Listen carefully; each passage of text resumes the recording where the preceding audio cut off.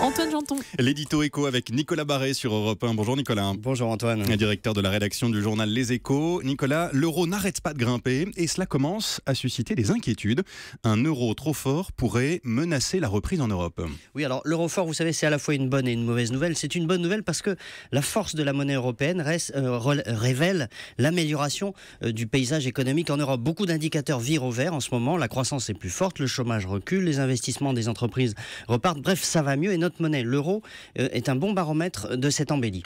Un euro fort, donc c'est plutôt pas mal, mais il ne faudrait pas qu'il monte trop non plus. Voilà, alors ça c'est le côté mauvaise nouvelle. L'euro a gagné 12,5% depuis le début de l'année par rapport au dollar. Alors c'est énorme, vous imaginez quand vous exportez vos produits et que vous devez augmenter votre facture d'autant pour vendre en dehors de la zone euro, c'est très difficile, ou alors il faut rogner sur les marges pour ne pas répercuter toute la hausse. Bref, c'est très pénalisant. D'ailleurs, beaucoup d'entreprises ont été prises de court par la rapidité de la hausse de l'euro, elles n'avaient pas du tout anticipé. La Banque de France estime que cette flambée de l'euro coûte 0,2 points de croissance à toute la zone euro. Ça n'est donc pas du tout négligeable. Non, vraiment pas. Est-ce que ça va continuer ?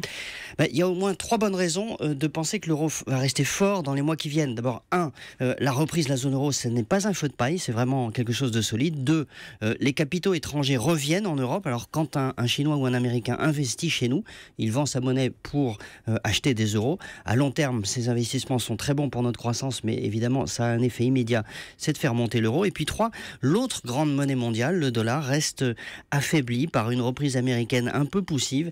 Et c'est aussi pour cela que l'euro est très cher aujourd'hui. Édito éco signé Nicolas Barré sur Europe 1. Merci Nicolas et bonnes vacances. Bonne journée.